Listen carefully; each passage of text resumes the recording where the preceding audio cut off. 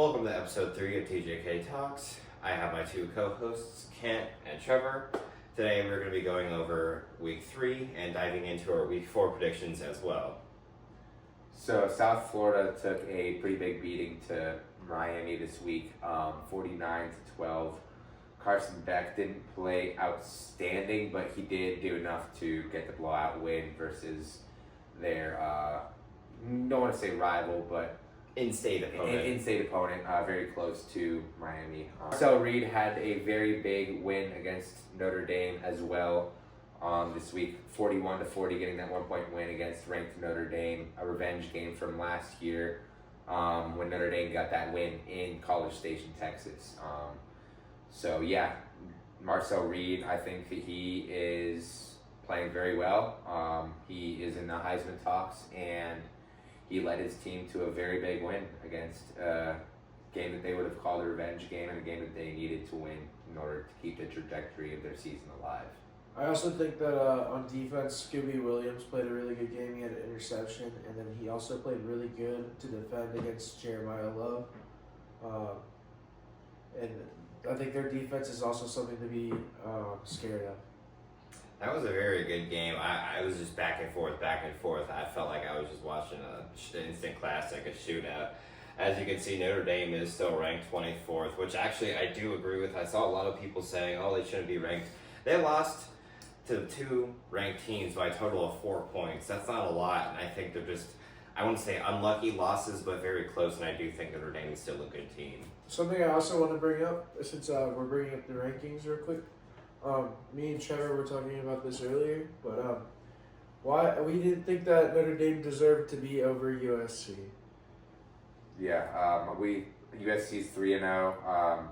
They haven't played that many good teams this year, but they can only play who they put in front of them, and they've destroyed everybody that they've put in front of them. I just think I think Notre Dame's a good team, but if the number one thing that you judge teams on when you rank them is resume, then it just doesn't make sense to have Notre Dame ahead of USC.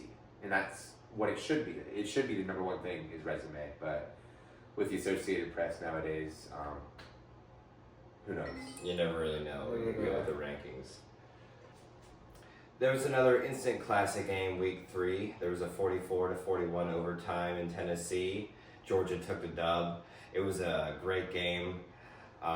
It was just back and forth, but overall, Tennessee kicker missed a 43-yard field goal. Yeah. It went into overtime, and Georgia ended up getting the win, so they remained undefeated. Yeah, Kirby Smart admitted in a post-game presser that, I quote, Tennessee should have walked out with the dub, but he did credit his team and his staff with the win.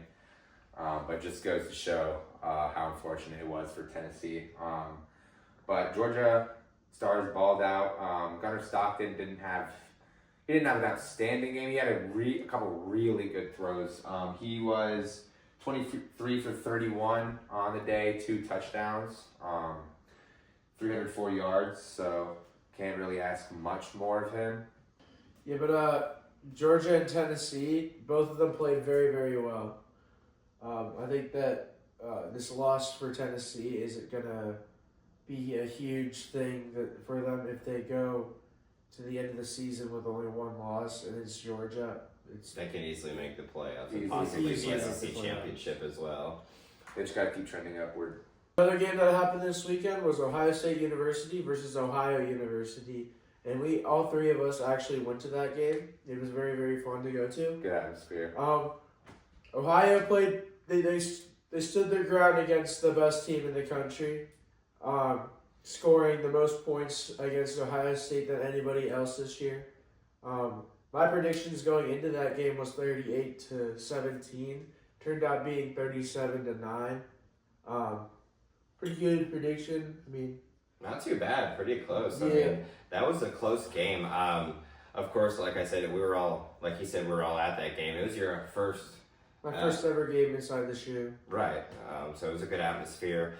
They kept it a good defensive game. I got to give it to Ohio. I mean, they were the MAC champions last year, and their defense is really solid. So they kept that game a lot more interesting than I thought it would be. Also, with Ohio going into MAC games now, I think they're going to go undefeated the rest of the season and definitely win the MAC championship.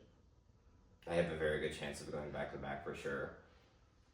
Especially with that win against West Virginia and that almost win against Rutgers. They seem like a very solid team, definitely. This is our week 4 predictions now. Starting off with Utah versus Texas Tech. I think that this is going to be a really great game. I think that Devin Dampier is going to go really I think he's going to go crazy and play really, really well. He hasn't thrown a single interception this season, and he's been creating really, really good plays and making connections with his wide receivers. I think that that it's going to be very close, though. I think that Utah is going to win 31-28 by a field goal or a touchdown. I agree with Kent. It's going to be a very close game. As you can see, Utah is 16, Texas Tech is 17 heading into week 4.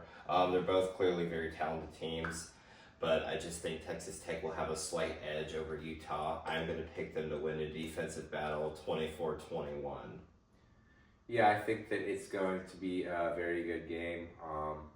Utah getting back into the rankings this week after being in a slump last year after that Cam Rising injury, but they're back, and Texas Tech is back after doing very good in the offseason in the transfer portal with their NIL fund.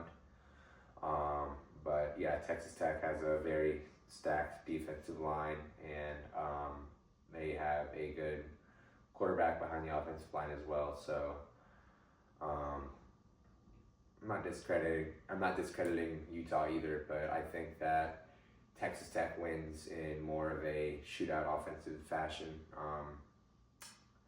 I have Texas Tech winning 41-35. So me and Trevor have Texas Tech winning, and Kent has Utah winning a 2-1 ratio. Now moving on to Oklahoma, number 11 versus number 22, Auburn. This is going to be a very interesting game. 4 really good units in the Auburn offense and defense and the Oklahoma offense and defense. This is going to be a homecoming game for Jackson Arnold. And after transferring out of Oklahoma last year, he was looking for something better and looking for a different school to boost his NFL draft stock. So him coming to Auburn was a decision of his that I think is going to end up turning really interesting come this game, and I have Oklahoma winning a very tight game 31-28, but I do think that Jackson Arnold has rather good stats in this game and puts up a really good fight. Yeah, I think even though it's a homecoming game for John Arnold and he's been playing really well, I think that Oklahoma with John Mateer has been even better. John Mateer is a front runner for Heisman, and he's been playing really, really well. And then Oklahoma's defense has only allowed 6.3 points per game this season, and they've already played ranked teams. So I think that Oklahoma wins this game and by a lot. I have to agree with Kent here. Auburn is a very talented football team, but I just think John Mateer and the Oklahoma Sooners are just a mile better. We saw they had a very defensive game against Michigan, and I see them getting the job done here 31-20. The third game we are going to be talking about is Illinois versus Indiana. It is at Indiana, and Indiana is actually favored by 6.5, which I thought was interesting. It's number 19 Indiana versus number 9 Illinois. I think it's going to be a great Big Ten matchup, but I just think Luke Altmaier and the Illinois team is just better overall. I think they're going to come into Indiana and win that game 31-28. I think that this game is going to be really, really good. I think it's going to be the best game this weekend. I think that they're both going to play very, very well, but I think that Mendoza has been playing very, very well, and he's been doing really good. Luke Altmaier has been playing arguably better, but I think Mendoza and Trent Howland have been doing great with the run game as well, and that's something that I don't think Illinois is going to be able to keep up with. And then I think Luke Altmaier is going to have one of his games where he isn't able to hit up Hank Beatty as much because Nick Scorton is playing, and Nick Scorton has been a lockdown defender for Indiana.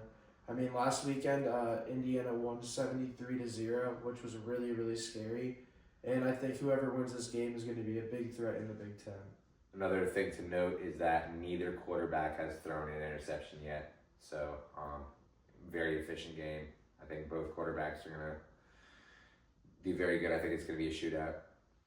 It's going to be a very close game, but I do think that Illinois is going to pull out winning 26-20. The fourth game we're going to be talking about is number 4, Miami, facing off the Gators. There's not really much to say here. The Gators started off strong, or what looks strong this season, and it quickly fell apart. They just lost this last week, 20-10 to LSU. DJ Lagway throwing 5 picks.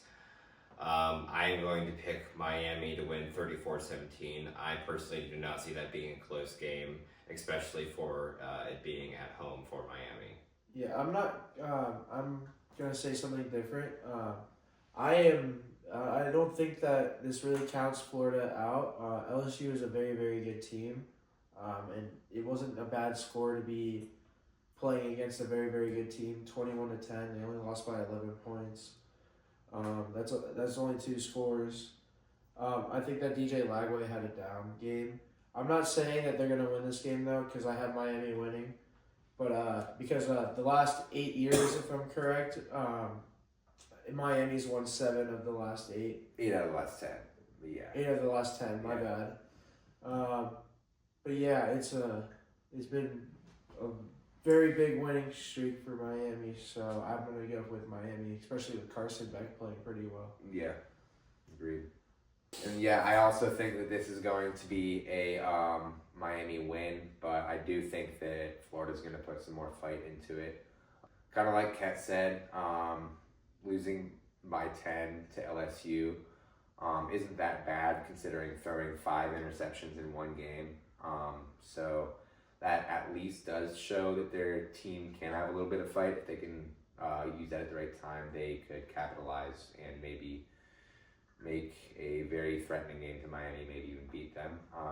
But yeah, I think that's going to be a game to watch. That's going to be the game for College Game Day as well this week. So yeah, gotta love the in-state Florida rivalry. Yeah, I feel like if DJ Lagway can make smarter decisions throwing the ball, they can be a dangerous team, for sure. And who do you have winning, Trevor? I have Miami winning. I'd say more of like an NFL score, maybe like 27-20. Close game though, 1-score game. Our last game of the day, it's kind of out of the blue. Not a lot of people are going to be watching it, but Ohio University is playing Gardner-Webb. I think this is going to be a blowout. I think OU kills them. I think it's going to be like 42-7. This is one of those games that OU is really going to show how good they are. I agree. Like Ken said, not many people will be paying attention to this game. No offense. But we do go over Ohio University for Kent. They are playing Gardner-Webb, and I agree. They will have a bounce-back week and probably win, I'd say, 52-10. I do not see them having any trouble whatsoever, especially against a team like Gardner. Yeah, I think that Ohio is going to win pretty big, although I do not think that they're going to put as many points on the board as the spread might consider, just because we've seen this in the past before when smaller schools play higher end power conference schools in the SEC and the Big Ten. The next week they're very physically beaten up due to having to play against people that are so much more physically talented than you, and having to go with them against the trenches and get hit harder than you've ever been hit in any other conference game you play. So being worn out a week after that is going to be very common, but that still is not going to stop them from putting up enough points to get close to covering the spread, or if not covering it, I think the OU wins big. Thank you for tuning in to episode 3 of TJK Talks. Like, comment, Subscribe.